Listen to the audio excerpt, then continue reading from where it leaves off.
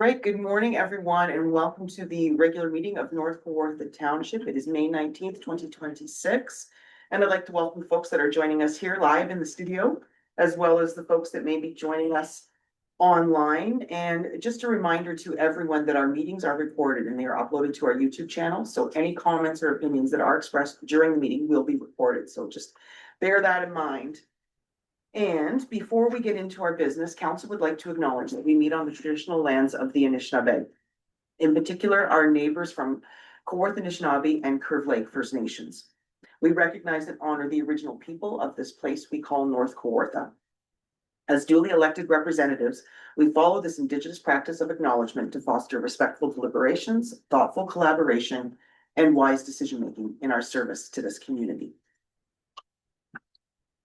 Okay, and with that, I would ask, does any member of council have a pecuniary interest with any of the matters before us today? Seeing none, I will move on from that. Adoption of the agenda. Are there any additions or any changes, Kelly? None. Okay. Can I have a motion for the adoption, please? Moved by Jim Whalen, seconded by Ruth Ann. All those in favor? The agenda has been adopted. And without further ado, I'm going to declare that we're going into a statutory public hearing for the purpose of a couple of purposes. We have a couple of shore road allowances that we're going to hear, and we also have a zone amendment application. I just want to remind everyone, purpose for public hearings, specifically for the zone amendment applications, but for shore road allowance too, but provides an opportunity for folks to look for planning relief or doing purchases like shore road allowances or unopened road allowances. It's also an opportunity for public members to provide comment on those requests. And I just want to remind folks, when it comes to the zone amendment application, there is a 20-day appeal period for those folks that have the right of appeal. And the 20 days starts from the day the decision is posted. So I think I got everything correct on that. That's, like I said, specifically for the zone amendment application. But we're going to start off first with Bree, and we have shore road allowance application. So good morning, Bree. Please go ahead. Good morning, Madam Mayor and Council. The first application is for purchase of road allowance. My recommendation is that following the input received in the public hearing, council defer passing the appropriate bylaw to stop up, to close, and to sell to the abutting landowners or the respective nominees those lands and premises more particularly than described in Schedule A until the applicant is compliant with the required setbacks in the zoning bylaw. So the Township of North Kawartha currently has policies to offer shore road allowances for sale. The property owner has applied to purchase the shoreline road allowance in front of their property at Lot 8 Concession 7, municipally known as 13 Swallow Lane. Upon review of the property, we found that there are some deficiencies. Staff received a letter from the neighboring property owner explaining their concerns with the encroachment of the detached deck and dock located along the property lines on the shoreline road allowance. The dock does not comply with the side lot line setback of 4.5 meters, including a straight line projection into the water body. Additionally, the detached deck does not comply with the zoning bylaw water setback requirements. Therefore, it is staff's recommendation of a deferral of passing of the bylaw until the applicant has met the requirements of the zoning bylaw for the dock and the deck. Through the property owner's agent, it is our understanding that the cottage, attached deck, and woodshed on the property will be demolished, and a proposal to rebuild closer to the center of the property after the shoreline road allowance purchase has been completed. All posting and notice requirements have been met, and the 2 email submissions for opposition have been included as attachments to the report. Okay, all right. Thank you for that, Bree. And now I would ask if the applicant or the applicant's representative would like to speak and provide further information to what our planning assistant provided. You don't have to, but it's just an opportunity if you'd like to speak on that. I know there's nobody here in the chambers that wants to speak on it. I can see anyway. I don't know if anyone online does, but certainly if questions come up and if there's a response that's required, I will give folks the opportunity to respond. So I'm going to ask then if members of the public would like to speak on this application, noting that you did that we did have an email submission on that, which was included and provided to council. Is there anybody that wants to speak on this application in addition to what's already been received? I'm not seeing any indication from anybody anywhere, no little hands going up, so, okay, I'm gonna turn it over to members of council then for questions and comments. Jim, start us off. Well, it looks like the debt has been, therefore, by extension, dock are right on the lot line, so, I think the deferral is, certainly the only way that we can go on this application until the neighbors are, settled with it and, oh, sorry, Turn that on to like, say it all over. Okay. It's fine. okay. I think it should be deferred. Got the Reader's Digest version of this comment. Any other questions or comments from folks? Colin? I agree, but this is a reason we can defer it. Like, if it still represents good planning, we're allowed to defer it on this basis. Any other? Just on Colin's point, Yep. It looks like the first straight line extensions would work fine, but they have to comply with, but we're not. Right. Okay, so there is a recommendation I'll make that motion that we defer. that the application is deferred pending the compliance issues. Okay, is there a seconder for that? Seconded by Colin. All those in favor? That application has been deferred. Okay, on to number 2, please. Okay, and the second one is for an application to purchase unopened municipal road allowance. The recommendation is that following the input received in the public hearing, council consider passing the appropriate bylaw to stop up, to close, and to sell to the abutting landowners or their respective nominees those lands and premises more particularly described in Schedule A. The Township of North Kawartha currently has policies to offer unopened municipal road allowances for sale. Staff received a letter from the Ministry of Natural Resources and Forestry on November 13th, 2018, stating their receipt of an application to purchase an unpinned road allowance located at 48 Fire Route 76A, Eels Lake. They had confirmed that the Ontario Surveyor General's Office, that the Ministry of Natural Resources and Forestry had no interest in this land and therefore regarded the land to be under the jurisdiction of the Township of North Kawartha. On February 5th, 2019, a report was presented to council representing the approval in principle to sell the unopened municipal road allowance to the property owner at 48 Fire Route 76A, where the motion 19-37 was passed, providing council's approval of the sale. An updated draft survey was provided to the municipality in January of 2025, which resumed the purchase of the unopened municipal road allowance.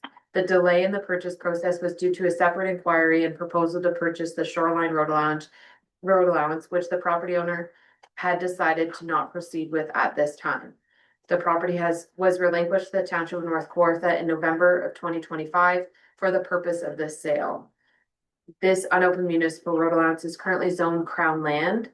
It is our recommendation that it is in the best interest of the property owner following the completion of the purchase that the unopened municipal road allowance to apply for a complete a zoning bylaw amendment to have this portion of the property rezoned.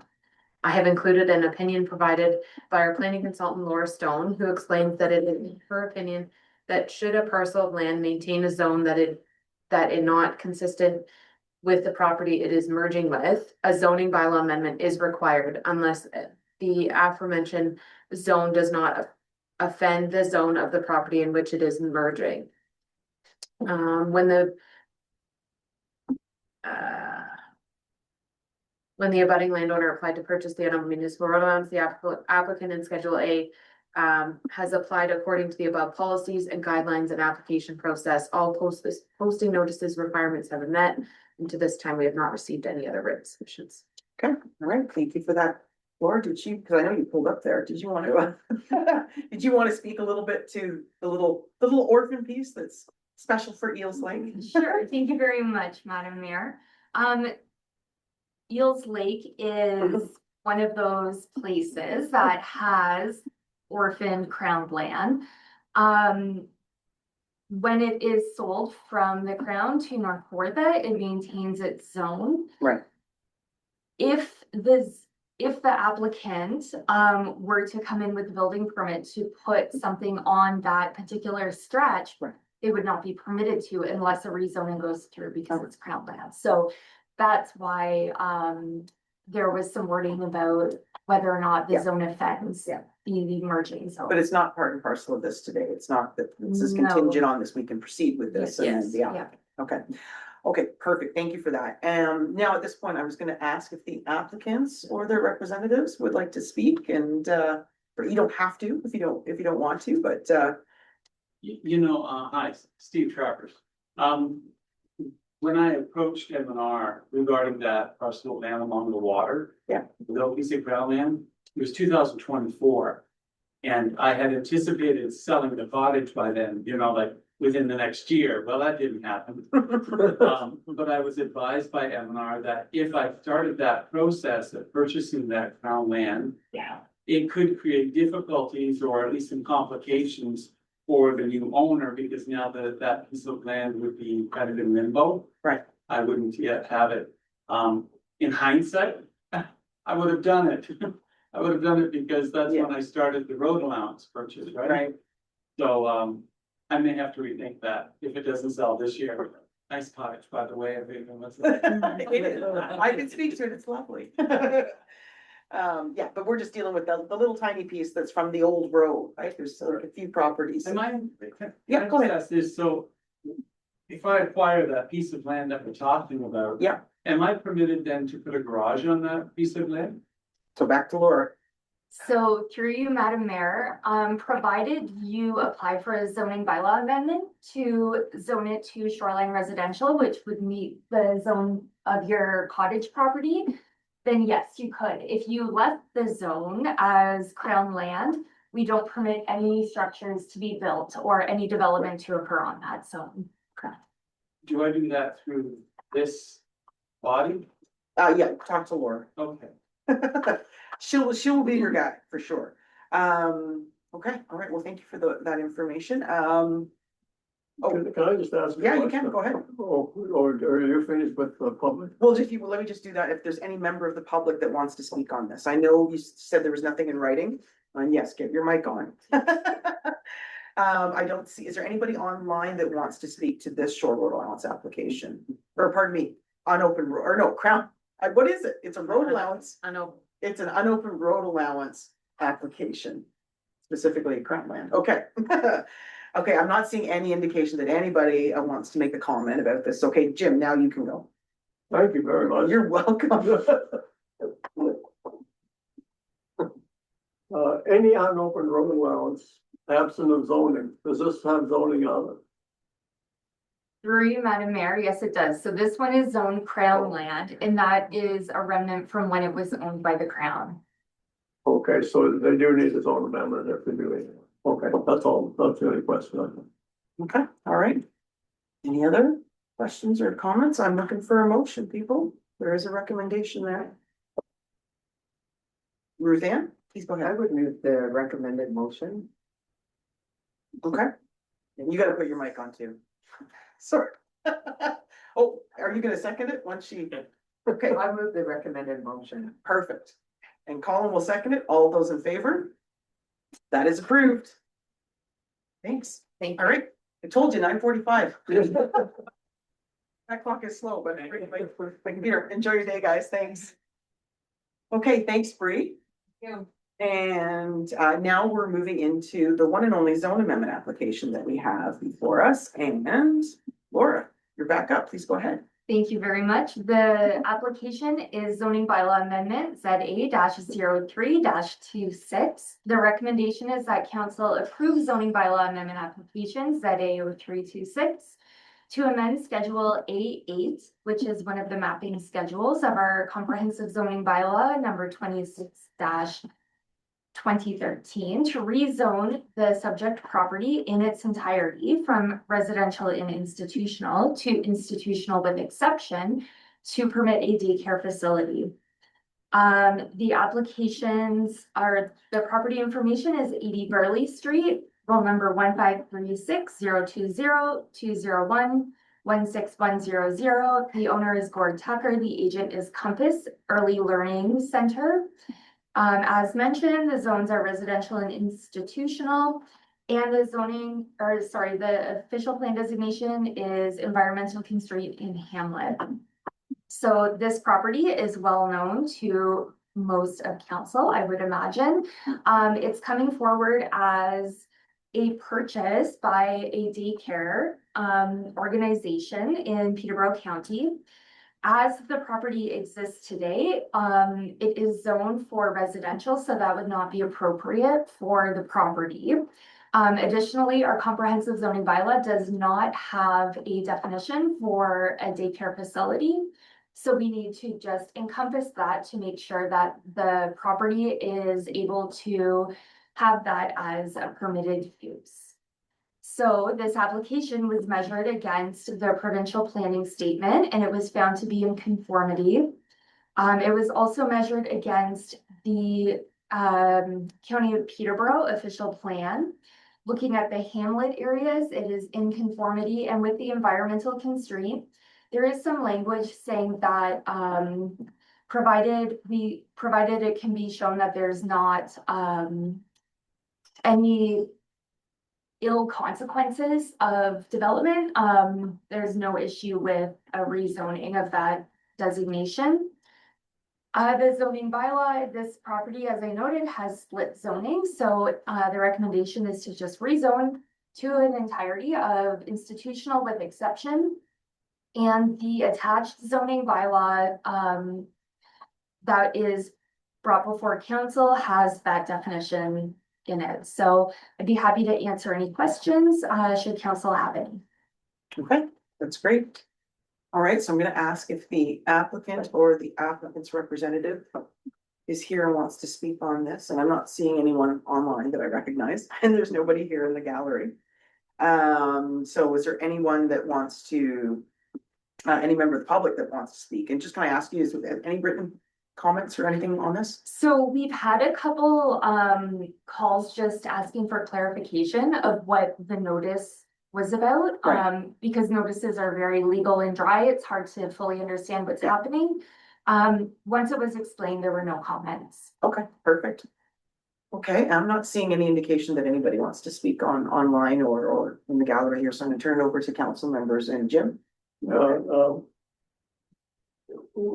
residential section, is this? My mic's on. Yep, you're good. The residential section, I take it that the institutional part is where the church was.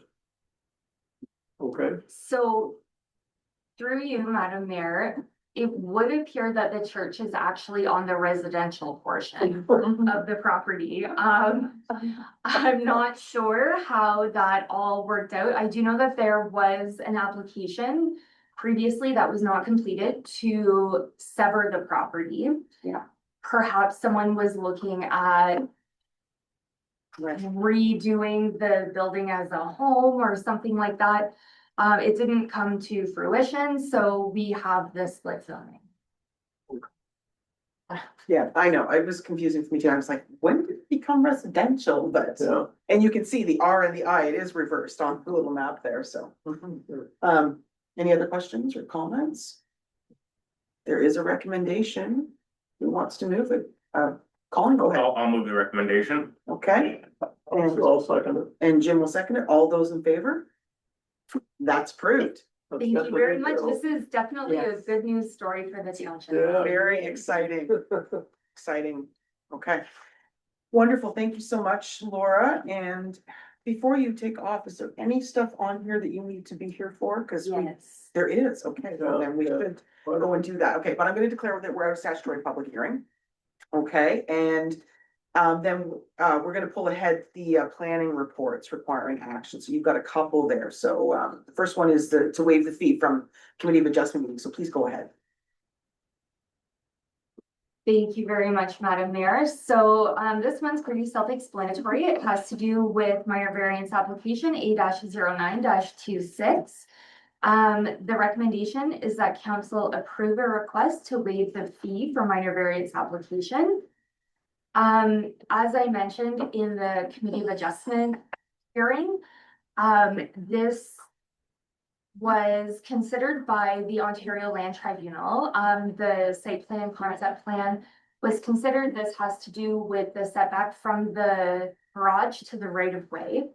It was not picked up at the time by either the township or the applicants, and it was not considered during the Ontario Land Tribunal decision. So given that we have had it in front of us a number of times, the recommendation is that we do offer waiving the fee or reimbursing the fee of $990. Okay, all right, Jim. Move the recommendation. Boom, just like that. Seconder, Ruth Ann. Any discussion? All those in favor? That's approved. Maybe this is now for the final last time. Right? We're ready to go. and- Will not come back. Okay. All right, and then your next report. So the next report is for consent application B-12-26. It's an application for lot creation. The recommendation is that council recommends that the County of Peterborough approves consent application B-12-26 for the purposes of a lot creation, with the condition of rezoning the parcel of land being transferred to shoreline residential.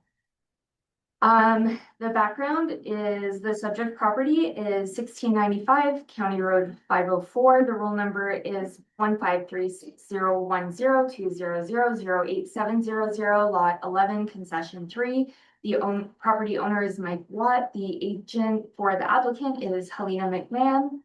The current zoning is rural and environmental constraint. The environmental constraint portion is relatively small and not in consideration for the severance.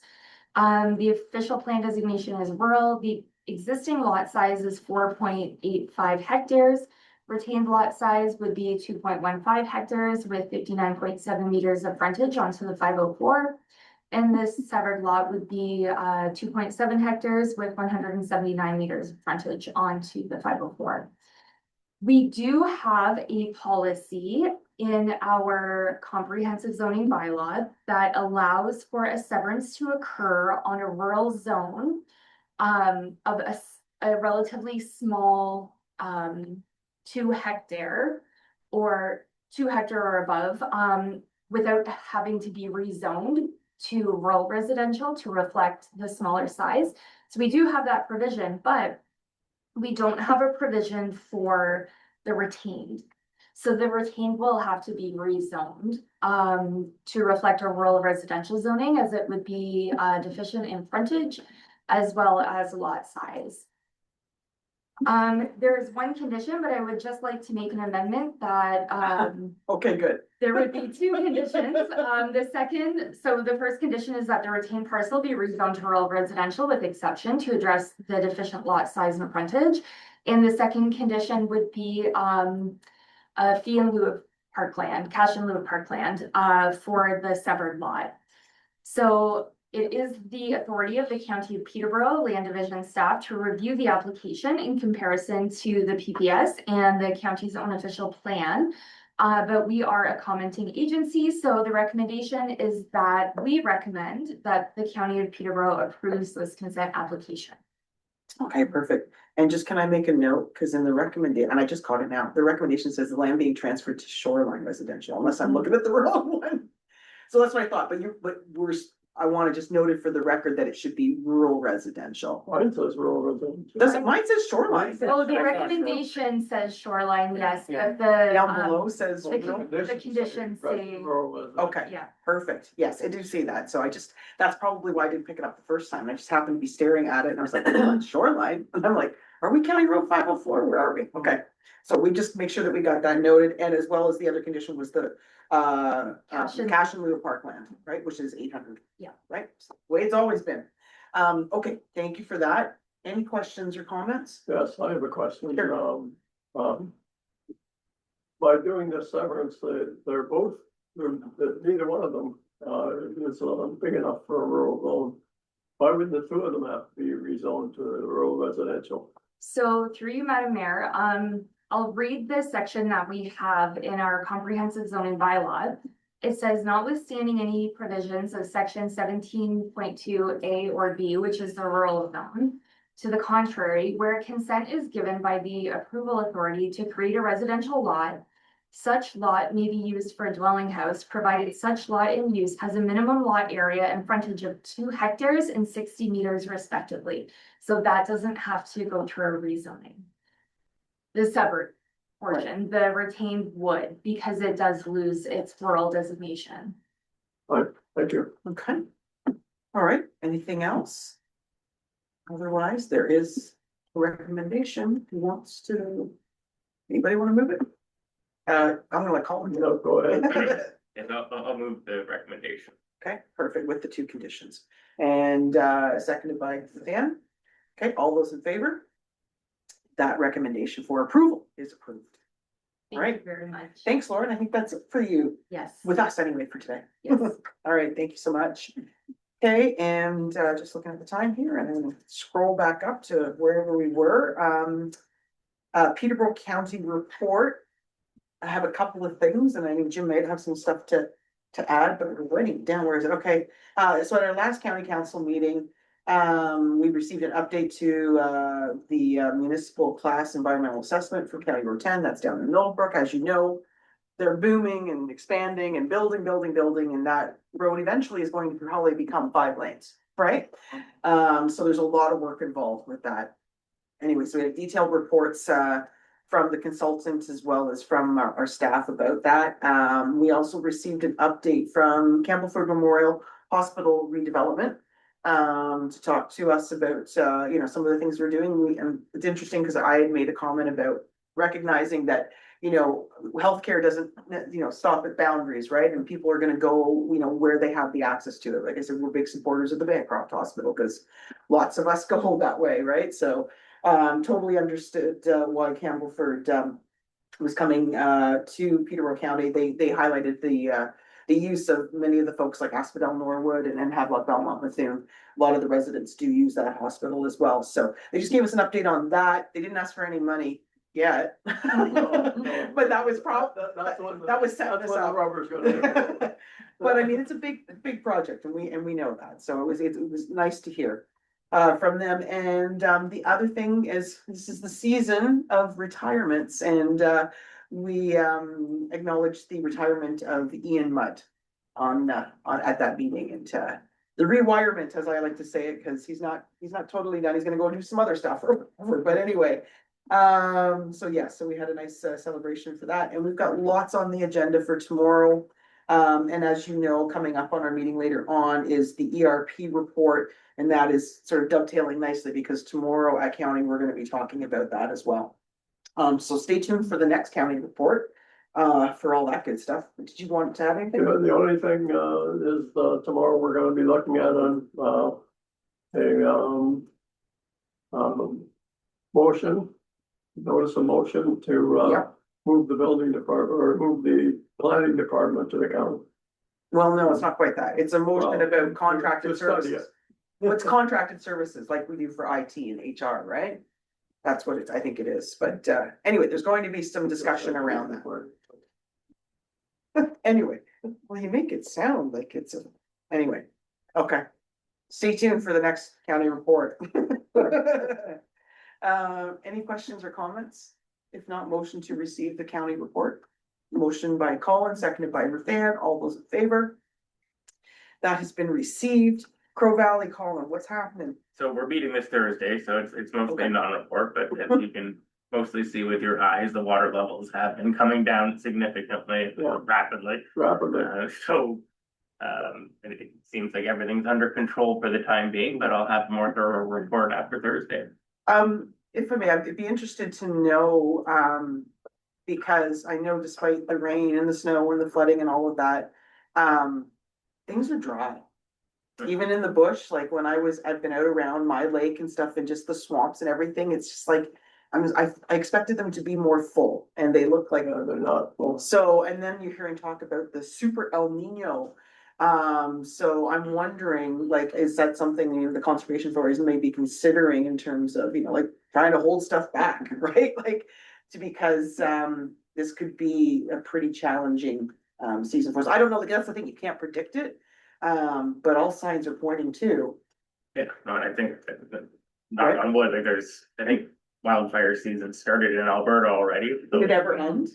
Yeah. But it's something Yeah. that I'll bring up for sure. Yeah, no, that'd be great. I'd love to hear about that. Okay, any other questions or comments for Colin? Motion to receive. Motion by Jim, seconded by Ruth Ann. All those in favor? That mini almost non-report is received. Adoption of the minutes of the previous meeting of council that was held on May 5th. Are there any? Go ahead. Don't. Oh, I thought I was gonna say, are there any errors or omissions? And I was like, he's got one. Oh my gosh. No errors, no omissions. Okay, motion to adopt those. Okay, by Colin, seconded by Ruth Ann. All those in favor? Those minutes have been adopted. All right, consent items. Is there anything that anybody wants to pull out?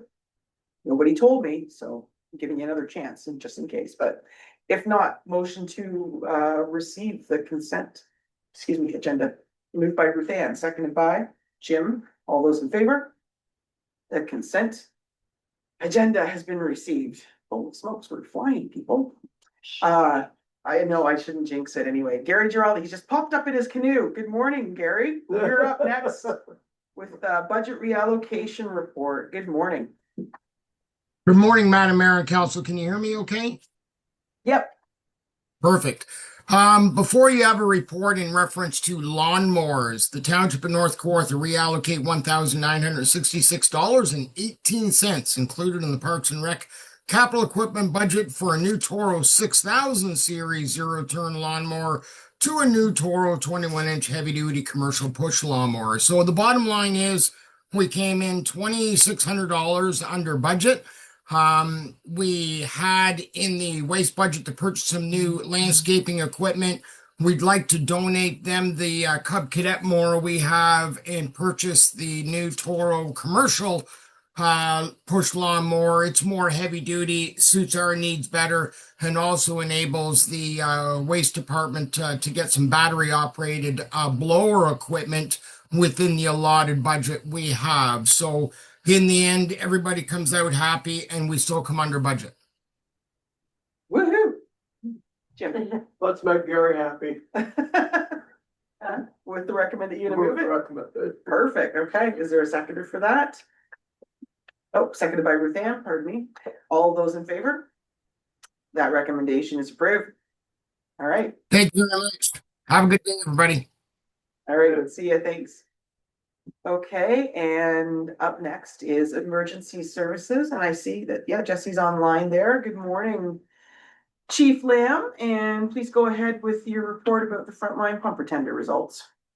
Good morning, Madam Mayor and Council. So this morning we have a council report for you in regards to the tender results. As council is aware, in 2026, we finalized the budget process in purchasing a frontline pumper for Station 1.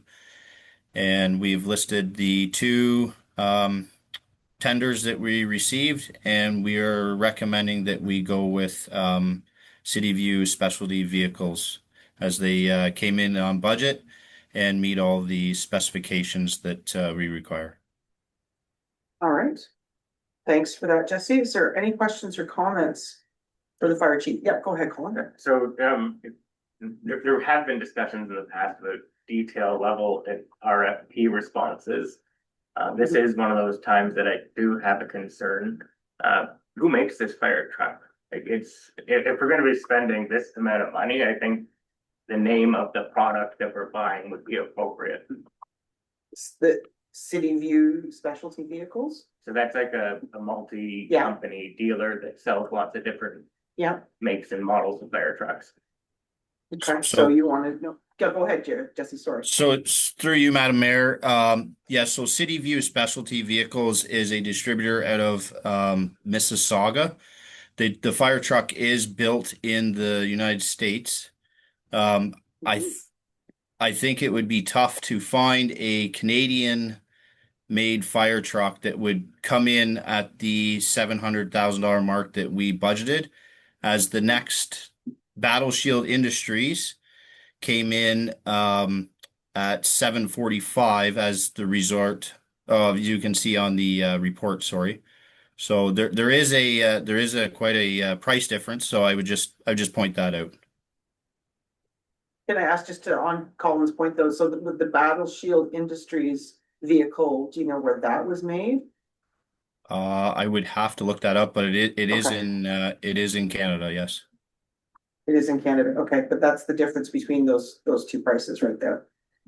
Yeah, okay, It is in Canada. yeah, the one that's 750,000. Well, there's only the two that are there, those are the only two responses that you got, right? Right. That's So, correct, yeah. Madam Mayor.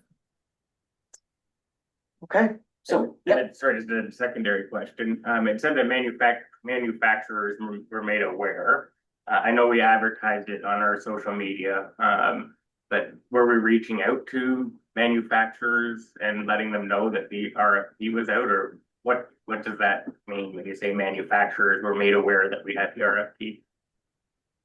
So through you, Madam Mayor, throughout the years and this year, we do have manufacturer sales reps that stop in and speak to us and see what we're budgeting for, if anything's coming up, and we do make it aware what our capital forecast is and what we are looking at. So they are made aware verbally, and we do advertise as well.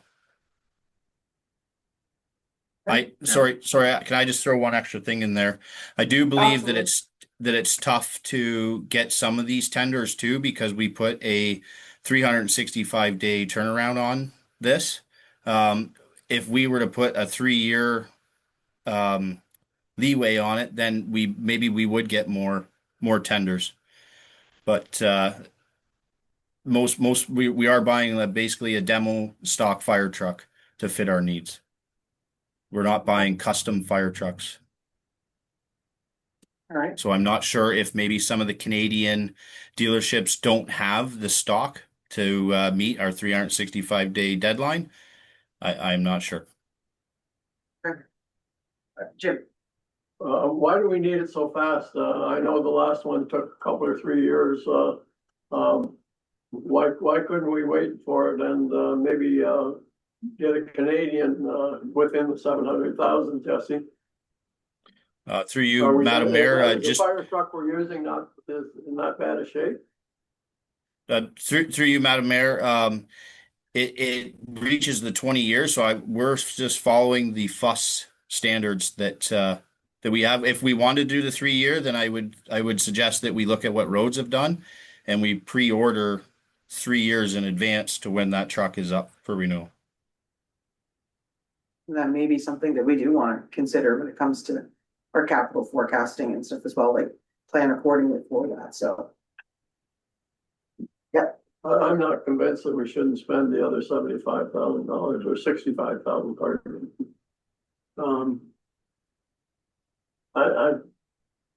As I've told you before, I don't even buy California strawberries, you know.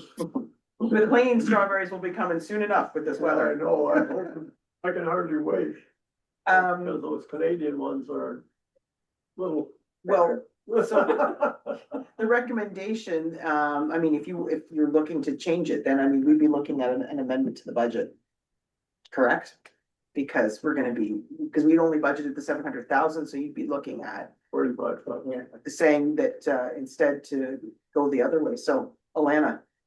Yeah, it would warrant maybe another review and even possibly referral to bring a report back. Okay. We would want to ensure like our tender and RFP process, we generally look for the lowest price, but we do have a statement in there that not necessarily the lowest price was chosen, but we may want to get a little. Okay. To go with the higher. Just on what Alana said, Alana, we are in a good legal position if we didn't accept the lowest bid. Because I've heard before that if you didn't accept the lowest bid, you could be, you know. What's she saying? Well, that's what I'm saying. We may want to defer. Okay. Well, I think just with the questions that have been asked, I think that behooves us to. And with the new, like the legislation is ever changing, so we would want to make sure that. What's the province want us to do this week? Yeah, I know. And it would require as well an amendment to the budget. Okay. All right, well then, so then that recommendation, you would say recommendation of a deferral, to have staff come back with further information. Like just like a legal opinion, but also if there was what the amendment to the budget would be. I think even beyond that we could, we're trying to meet the 20-year and all that stuff, and we do have the brand new one we got, that, we're starting another year one now with it. I don't see why we have to put such a rush on it, maybe put a year on it or something like that, but, maybe if it would give us a chance to get more bids, I don't know. Okay, Elena? Yeah, I think, as Chief Lamb explained in this case, we are dealing with the, class standards. So this truck is coming up to that, date and time. I think what Deputy Mayor is talking about is really a change in sort of the philosophy of our policy on how we are gonna do our capital forecast, and then we've never, in the past, we haven't really, especially during an election year, committed into the next term of a council. So you have to look at how many years out you're gonna be planning and committing funds.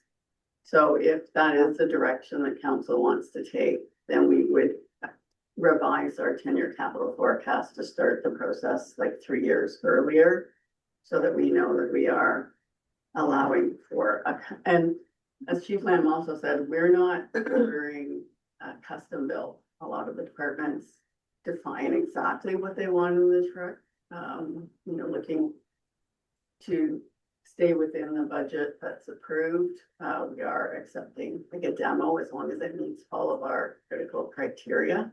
We're not custom ordering the things that we might like to have on the truck. So that's another consideration. You could customize exactly what you want if you are going 2-3 years out.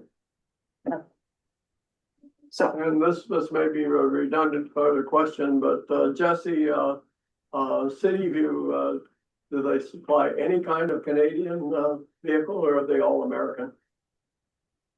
Through you, Madam Mayor, yeah, the for fire truck side, it's all built in South Dakota. Okay.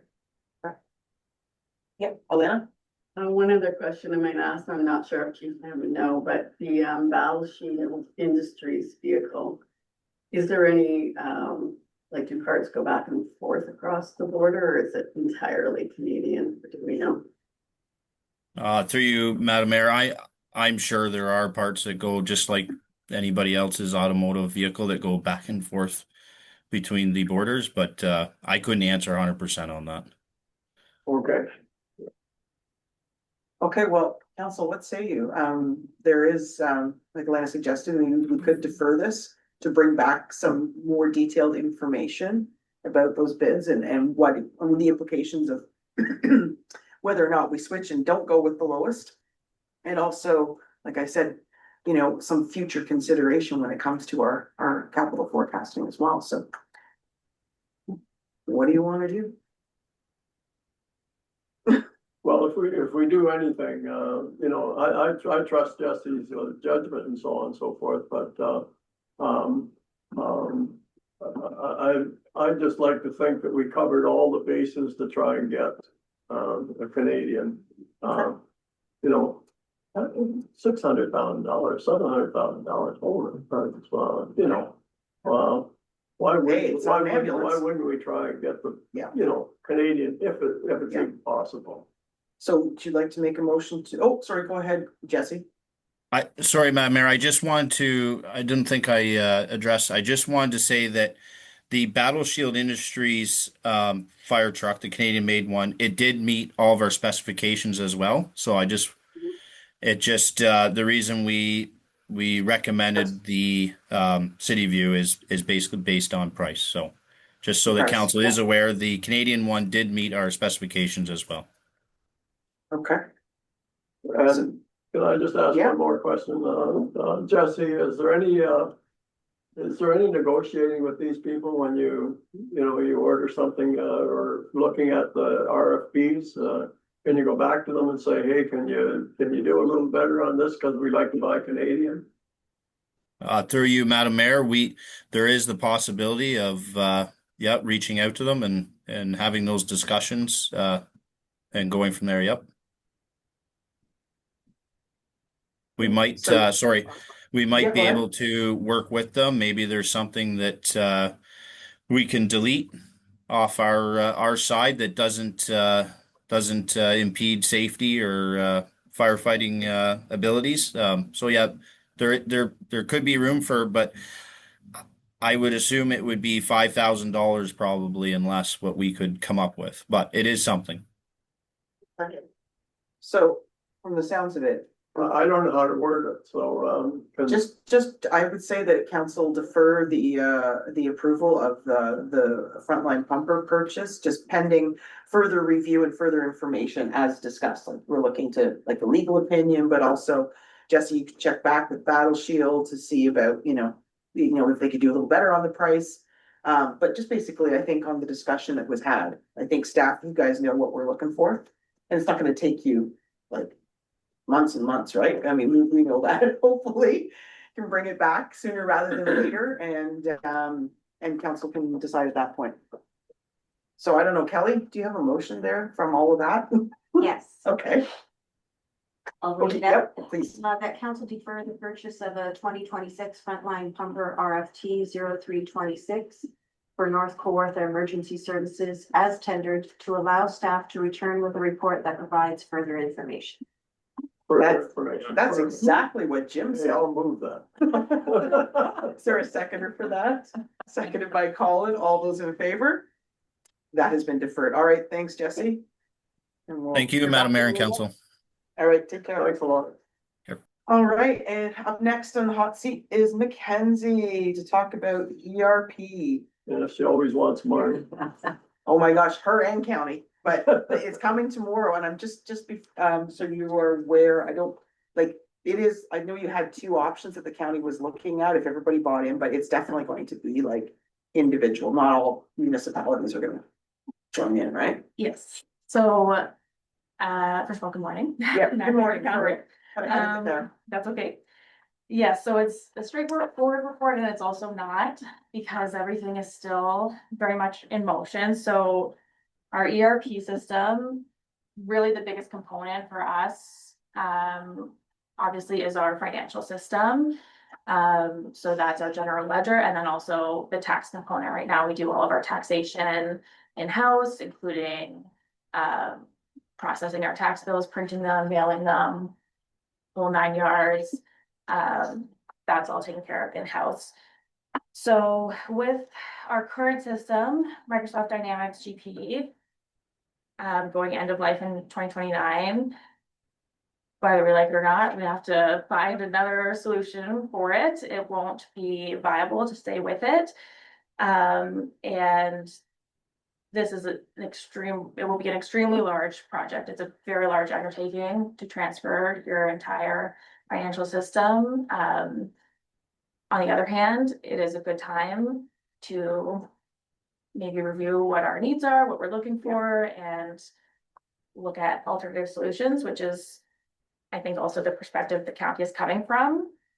So basically, right now, the county has led an RFI, which we were involved in. So we sort of got a feel for the types of software that are out there, the types of solution. There was no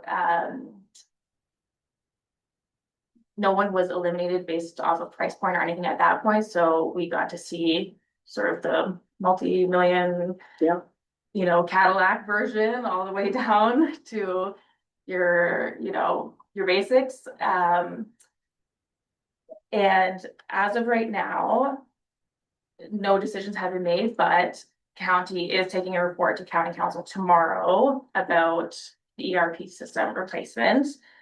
There has been ongoing meetings and discussions led by the county with all of the lower tier townships about taking a county-wide approach.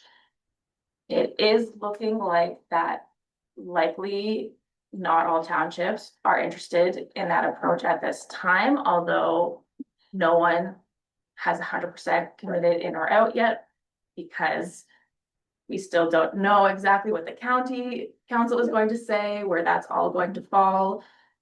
You know, it's very difficult right now to have a exact answer one way or the other. But I will say likely it's probably not going to be all lower tiers involved. However, I'm not sure what will happen with county council tomorrow.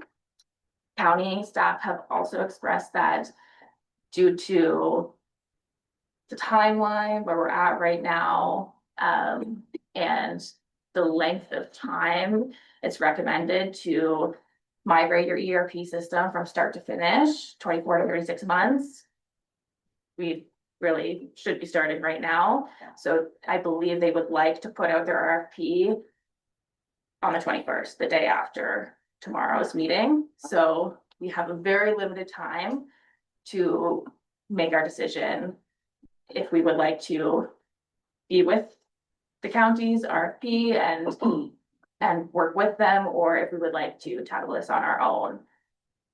If the county does not fully financially support the ERP replacement project, which I think based off of preliminary discussions is likely, if not all townships are on board, which again, I think is probably, that's not likely to happen, then we would probably be looking at a situation where county would sort of front the costs, and then any specific costs that were related to our specific migration for North Kawartha would be allocated to our township through the tax levies. Yeah. And that, how that would look exactly, we're not entirely sure right now. That would have to be agreed upon between the county and ourselves. But it would be some sort of, we would still be covering our own cost for that project. However, by going with the county, even if we're still covering our own costs, there are quite a few benefits. Similar to, I mean, the same benefits if the county was financially covering the replacement fully. I mean, obviously that would be hugely beneficial for us as a township and the cost completely. We're still paying it one way or another. One way or another, yes, yeah, we're all part of the same county. But it would really give us the full advantage of county staff, county resources. Right now we use county IT, but it would be much more straightforward to fully integrate them into the migration process, get their expertise. They also have their whole purchasing department. They have a much more robust HR staff, and they have a whole, you know, project management staff lead, and we would still be involved in the process. We would have representatives with the RFP and with the project or the steering committee that ultimately is deciding on who the successful vendor would be and what the migration would look like. And we would have flexibility within the timelines that the larger timelines that the county set, you know, that would work best for us as a township. There also has been some discussion in the Eastern Ontario Treasurers Group, and some of the other counties, or at least one other county that we know of, has put out an RFP and requested individual versus shared costs from their vendors. And I believe they said it looked like their shared costs were, by going in with multiple townships, they were looking at savings of about 400,000. And the replacement for the ERP system could range anywhere from 250,000 to 500,000 for our township alone. So that could be fairly significant. I believe that county, that situation was a county and two smaller townships. But it's all still, everyone's still I know. a little bit, you know, looking into it. It's Central Square, who's the vendor who supports Microsoft Dynamics Great Plains, has a wide net. Most Ontario municipalities are with them as a vendor, one way or the other. They also have Keystone as a product, which we had, we used to have, and then it's not a full service product, so we transferred over to Microsoft Dynamics Great Plains. Judy knows she was involved when that happened, and it's quite extensive, quite a lot of work. There are some, Central Square is offering alternative solutions or an alternative solution. Really, with the county's point of view and their perspective going into this process is to start from the ground up, look at the ERP system and see what will grow the best with the county as a business going forward. What gives them the most flexibility, the customization, what will not, hem them in down the line in a few years, what products. Right now with Microsoft Dynamics GP, there are a lot of products or modules that an ERP solution could provide that we just either don't use or aren't accessible to us with our software currently as it is. So, as we grow, as our township grows, there are things like HR modules, there are procurement modules, there's all sorts of fun things. Now, obviously, that all has a cost. But by going with the county, and as we saw, for example, with Citywide, it gives us the opportunity to start with the basics of the software and then expand and grow using county resources and that shared experience.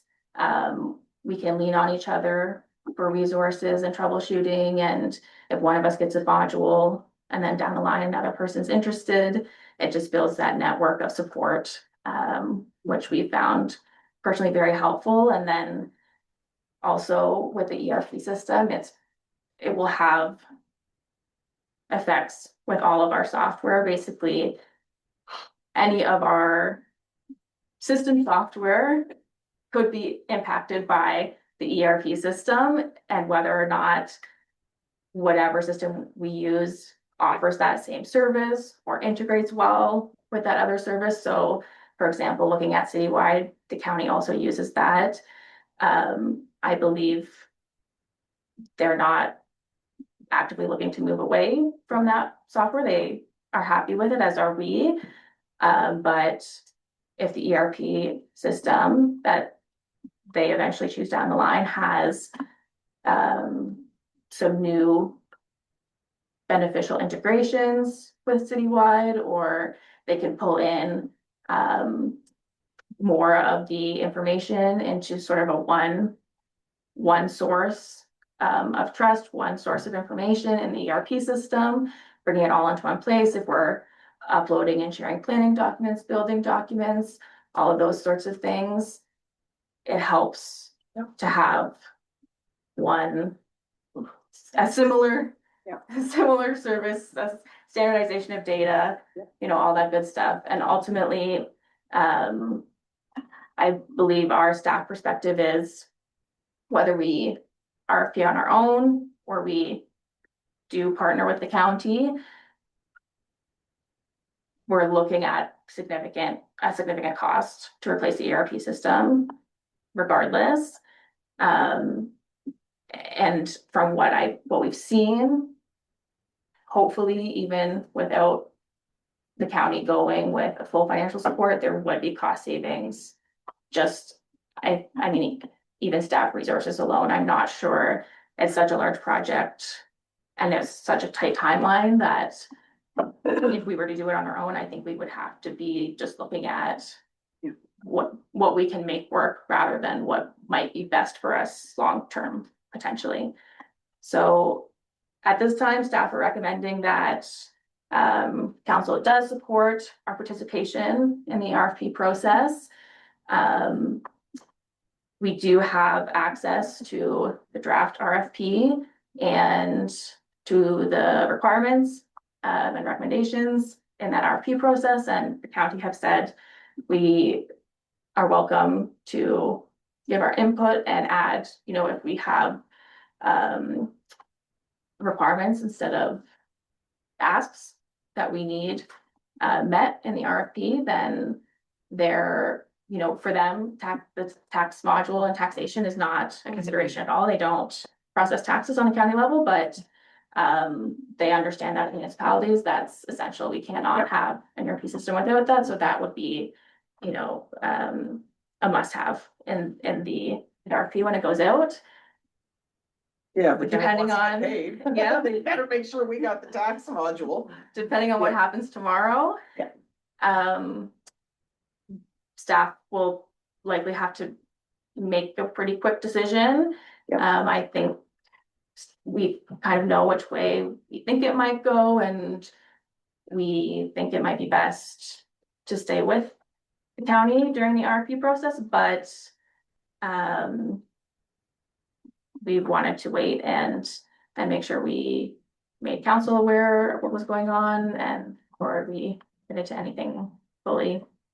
Okay, We won't have time to take I know. a second report back to council before the county makes their decision, so it's a bit, Time is of the essence. it's a bit difficult, yeah. I know. So no, but this is really good because it gives prep for Jim and I as well tomorrow when we have the discussion. So Alana first and then I'll go to you. So I just wanted to add a little bit onto that. So I also want to thank Mackenzie, Judy, and Diana for the work that they've done to date on this project. As she mentioned, the request for interest, it's been months that they've been involved.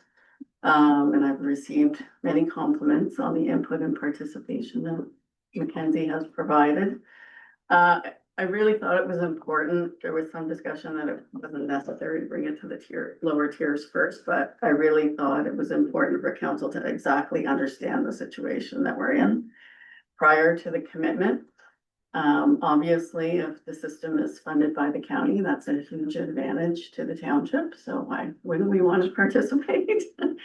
But for all the other reasons that Mackenzie mentioned as well, the community of practice, the project management at their level, our county IT, the integration we all use citywide. It definitely seems to make sense for us, but we are committing to the future because once we say that we are in on that RFP, we are in, we can't withdraw.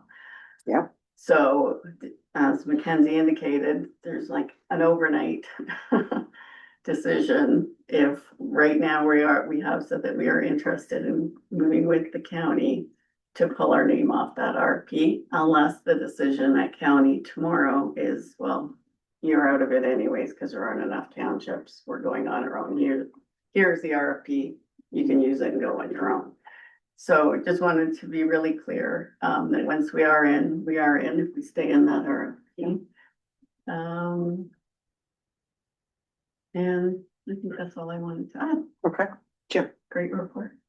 My comments are with Judy.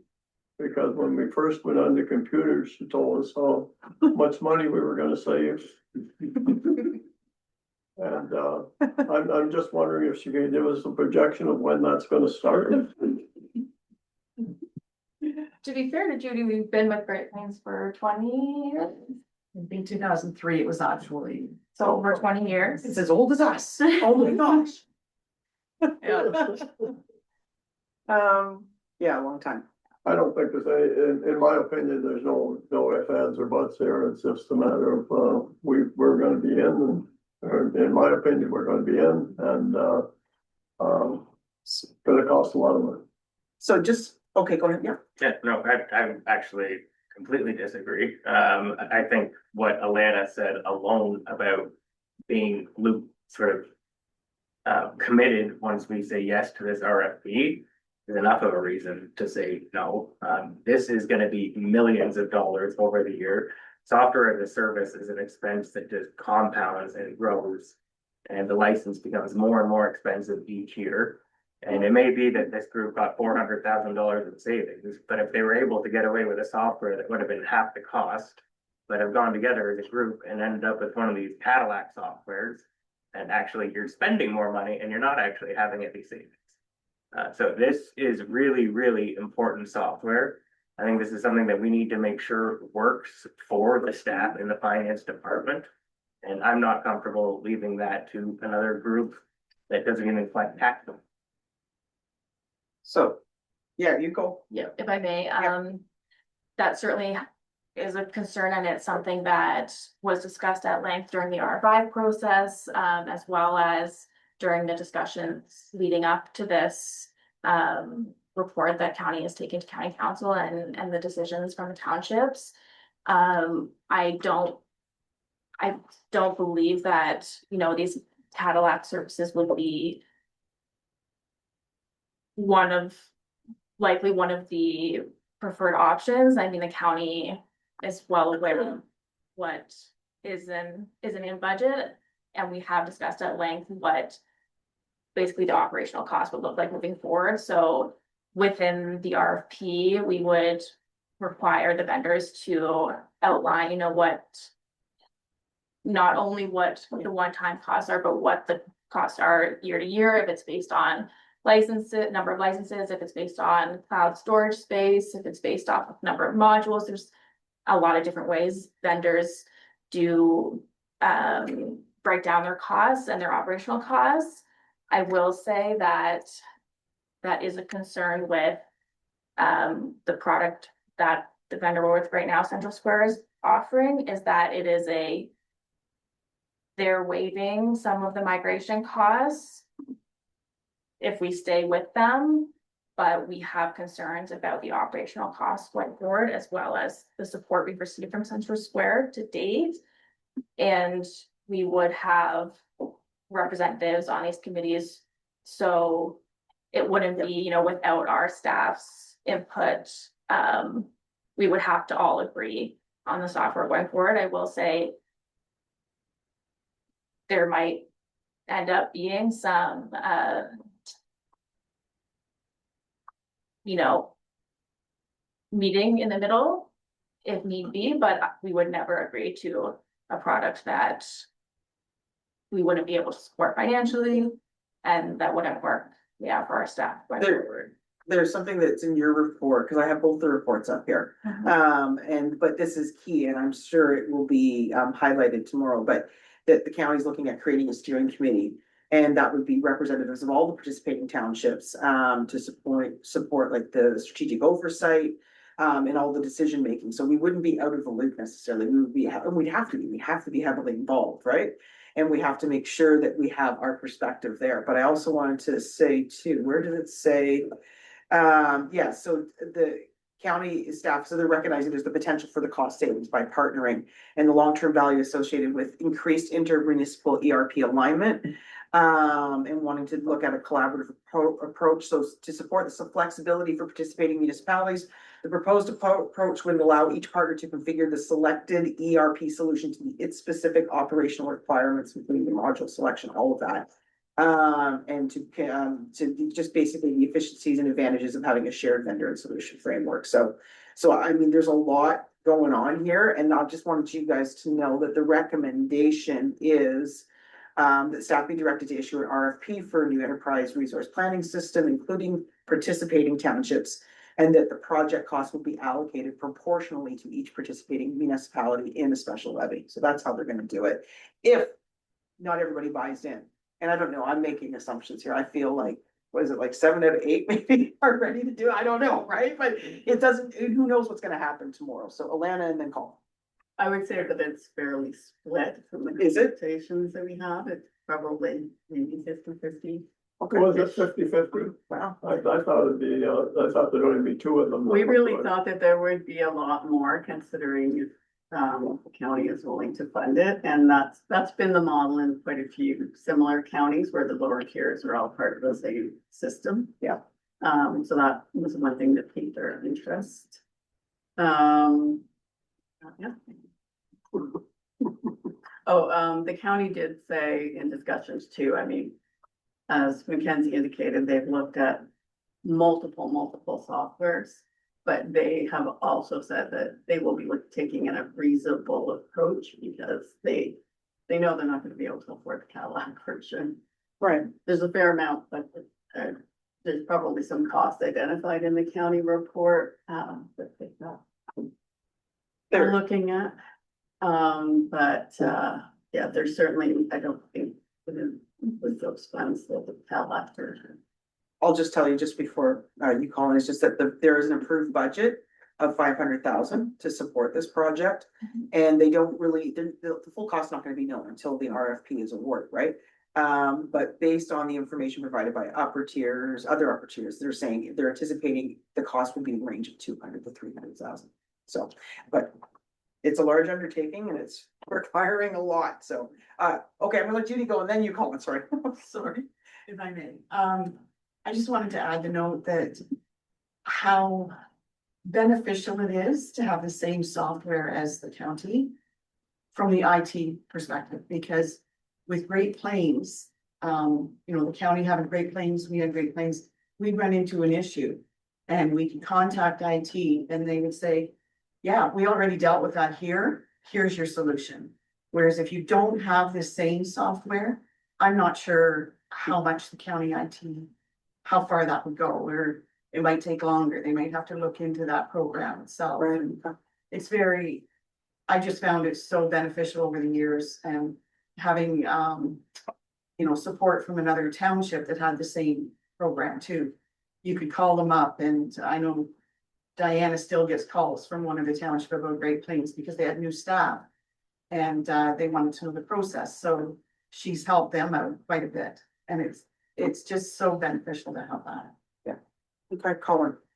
Yeah, and I appreciate that there are conveniences with that, but at the end of the day, if these software developers were actually able to provide the, sort of what I see as the correct level of customer service for urgent situations, government shouldn't be calling each other and needing to spend time on that. It's also, I have a big issue with the sensitivity of the data about what's going to be held in here. And the fact that we're going to be all proving this without actually being involved in what happens with malware, how the architecture is set up for trustworthiness, whether it's EU or the US, actually, after the SolarWinds incident, they started incorporating software bill of materials into sensitive softwares, and Canada's looking at doing the same. They've been talking about it. And if something like that pops up halfway through this, then we've lost complete control on something like that. And the advantages of an SBOM, to draw it back to the physical world. So let's just say there was a bridge on the 504 that was having construction issues and people weren't sure who to blame. The SBOM actually points out all the ingredients. Somebody can go in and say, this is what happened. This is who's at fault, and liability can be directly assigned. But instead, we're going to probably end up in a system where somewhere like Microsoft or Keysight has got software from another company and then going through the county level to the township. So if there is a software breach, we're going to have Microsoft involved. We're going to have the people that are white labeling the software involved. We're going to have the county involved. We're going to have the township involved, and nothing's going to get solved. So I think having control over the security side is, again, enough of a reason on top of the end-to-end commitments. Okay. Just to respond to that, if I may, I agree completely that security is a vital portion of this, and data security. I believe that the county is coming at it from the same perspective as us in terms of prioritizing Canadian-based companies, keeping our data within Canada, and ideally, locally if possible, while still, having contingencies and failovers in place. To clarify, going into the RFP with the county would not mean that our support or that our migration is handled via the county. It just means that when we're RFPing for vendors, we're looking at a group purchase so that we have larger buying power. The idea would be that the migration and the specific modules we choose, the specific makeup of our system is still handled by us, and we are an independent client of that vendor. It's just the initial purchase and migration that is considered sort of a package group so that they have, they're planning one overall migration, but ultimately we would be our own client. Yeah. Also, we do contract our county, our IT services out to county IT, so they would be heavily involved in a data breach situation regardless. And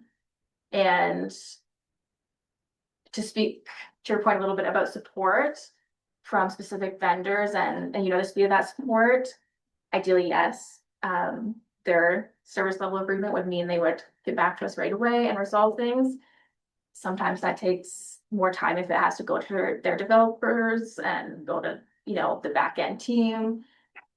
The benefit of having county IT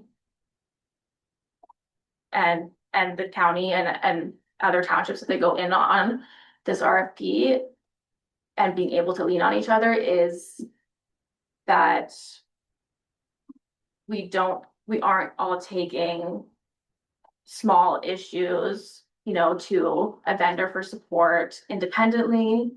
It'd be similar as, the purchasing, you have a larger voice when you're having complaints or if you're having, you want development in the software. We did see this with Citywide. They did bring about some custom developments because the county was such a large purchasing group of the software.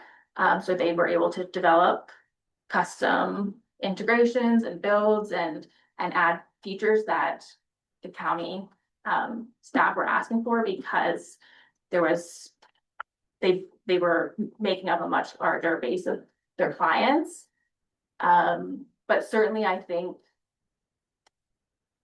we would have all of those concerns in terms of the location of data, making sure it's secure, making sure that we can, get the backups as soon as we need to, making sure that, if anything was compromised, that we have all of those contingencies in place. And, we've been purchasing, obviously, software is we're getting more and more. And this is, we've come to council for other software before. I would like to think we have a good understanding of, what council likes to see and what our priorities are as a township in terms of software data and security.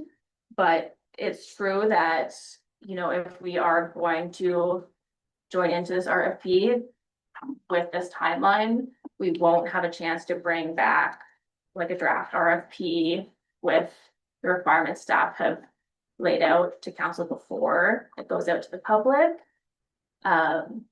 And that is a little bit of the cost benefit of analysis here is we unfortunately are going in a little bit blind.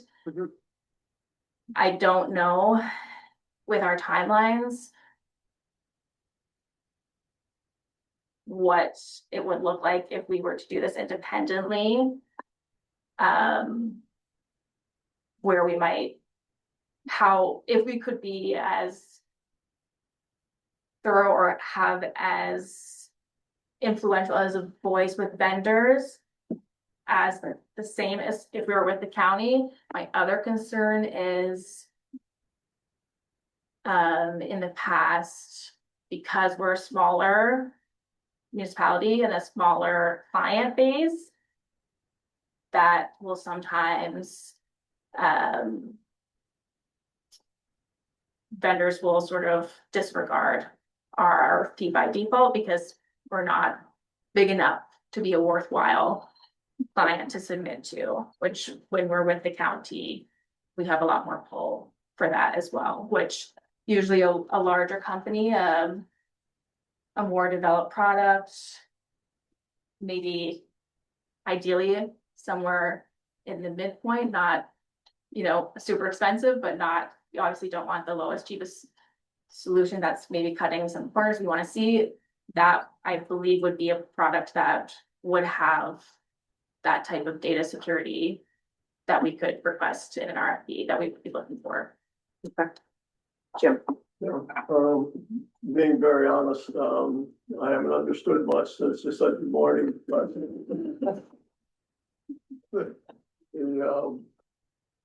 It boils down, from what you've said, it boils down to, the expertise of the county who do this all the time. And if you try to do this on your own, first of all, I don't think you could do it on your own. What would we end up with? And what would the advantages be there may be an advantage on safety. I don't know. I don't see how going by ourselves is any safer than going with the county, but that's all stuff I don't understand with this stuff. But anyway, that's I will be voting tomorrow to go with the county on it. So just if I may, just a couple of things, because I think, and like I said, the questions are gonna wanna be asked anyway, but going in with the county doesn't remove our care and control of our particular items that we're gonna use the modules on. At the end of the day, we're still maintaining and controlling that. And I'm thinking about, because I know you said in here in your report, you just like, if we don't do this, then we have to issue our own RFP, fund the project independently, manage all of the project management, technical support, migration, customization on our own. Huge significant impact on staff resources in the budget and losing the benefits of taking the joint approach. And I get all that. Like, I mean, like there's pros and cons and, to see like, yes, we could be on our own and sort of, protect ourselves or whatever, but I'm also thinking about the ripple effect, right? Like we talked about, there's the motion coming forward tomorrow about like, the contracting for planning services. We have a contract for the IT support. So the decision that we make on this, and I mean, at the end of the day, it's ours, to make, but it's just like, but that also has implications going forward in terms of like, well, does it make sense for us to continue on with the support for the county on all this other stuff, or do we go on Arnold because there's not a good mesh or whatever? I don't know. It's going to be a very interesting discussion tomorrow, but we need to make our decision today. An official plan too. I mean, look at the money we've saved on the official plan. It just, no, seriously. When we decided to go with the county, we were gonna be in for $100,000 to do our own, cost us what, $15,000 or something to go with the county. And, tell me that's bad to me. So. Okay, sorry, okay, you, and then what we've got to. Yeah, I just wanted to make one more point of clarification, that I forgot to mention earlier. We are contracted with county IT right now, so ultimately, whether we are with the county with their RFP or are RFPing on our own, given the timelines and, our contract with IT services and all of that, we're looking, they would be giving our technical advice and doing the technical analysis either way. Yeah. We would be looking for their support. So in that regard, we're not losing or getting different technical advice than what we would be getting on our own.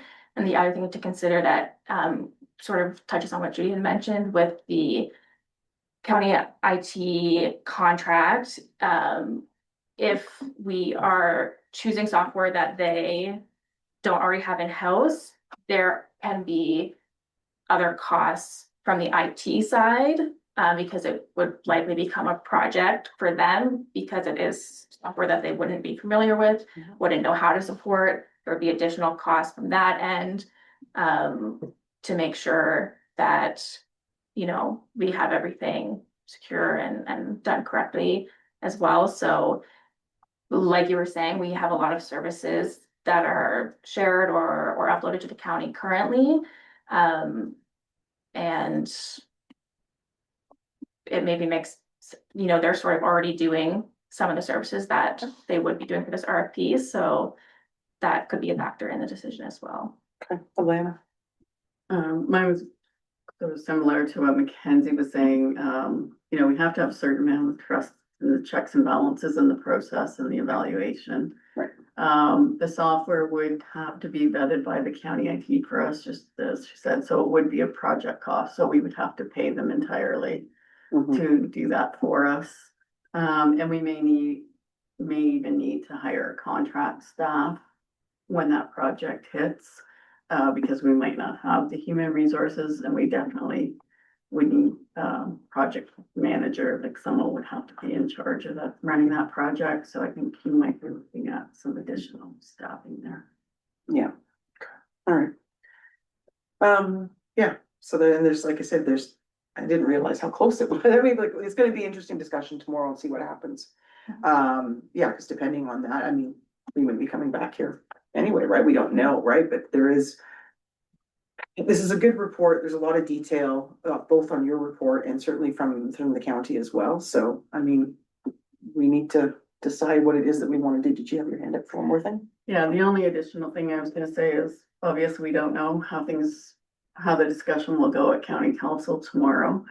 But we know that the intent is that RFP is to go out the next day. Yeah. So unless in your discussions, you can defer that by a couple weeks, there won't be an opportunity to bring it back to council. So that's why we're looking for kind of direction decision today. Right, okay. All right, folks, lots of information. I move the recommendation, see where it goes. Okay, is there a seconder for that? Can I get a recorded vote? Absolutely. Yep. I'll second. You're gonna second that? Okay, and a recorded vote has been called. Kelly, please go ahead. Councillor McElmoy, Yes. Councillor McClellan, No. Deputy Mayor Whalen, Yes, Mayor Amiot. Yes. Okay, all right, we'll see what happens. Colin, make a point, or just if you can break down some of your points and stuff like that, because it can certainly bring them forward at county tomorrow, okay? yeah, so All right. me too. And thank you very much, Mackenzie. I know you guys have been putting a lot of work into it, and it's only like the tip of the iceberg as we get forward on this, because I know the clock is ticking, so. Thank you very much. And then, so we move the recommendation, don't have to do anything else. Now no new business, no reports, and then, okay, we're just down to closed session now. So I'm looking for a motion to go into closed session pursuant to section 239(2) of the Municipal Act, and this part of the meeting is to be closed to the public as it deals with personnel matters. And proposed or pending acquisition or disposition of municipal land. So can I have a motion for that? Jim, did you have your hand up? And then Ruth Ann, all those in favor? We're going into close. Thank you. On. All right, welcome back, everyone. I need a motion to come out of closed and back into open, please. Moved by Ruth Ann, seconded by Colin. All those in favor? We are back in open, and my only report is that direction was provided to staff based on the items that were listed for discussion regarding the personnel compensation review and proposed acquisition or disposition of land. Okay, so that's that for that. I'm going back. I'm not going back anywhere. I'm going to, before we get into bylaws, a couple little quick and little announcements just for council. First is that Highway 28 Mayor's Coalition, we are going to be having a meeting. We're looking at, it's mid-June, getting everybody there as well as OPP. They're going to report back on the results of the safety and operational review that they did on 28 last year. So I'm looking forward to hearing those results anyway, so stay tuned on that. And secondly, a week from this Thursday, May 28th, Teeny Tiny Summit is happening in Burleigh Falls at the Burleigh Falls Inn. And if you haven't already got your ticket, get it. It's going to be awesome. And these are great little events, and they're small in nature, but they're just jam-packed with lots of great info. And like I said, you can't help but leave one of these events and not be inspired. The theme of this Teeny Tiny Summit is the power of communities building hope in uncertain times. And I think that's something that everybody should be interested in. So anyway, hopefully you guys, if you're interested, can get a ticket and come on out, and please spread the word to colleagues and friends and everybody, because it's going to be a good time. And with that, Kelly, I'll ask you to read out the bylaws, please. We have a bylaw to stop up and to close and sell the abutting landowners or their respective nominees those lands and premises more particularly described as part of lot 38 and lot 39, concession 15 in the geographic township of Anstruther, Township of North Kawartha, and that to amend a bylaw to amend zoning bylaw 26, 2013 with respect to certain lands described as part lot 33, concession 1, lot 34, block 19 in the geographic area of Anstruther in the county of Peterborough. Roll number 153602020116100. And that these bylaws be read and adopted in open council on the 19th day of May. Okay, can I just, sorry, I'm just gonna.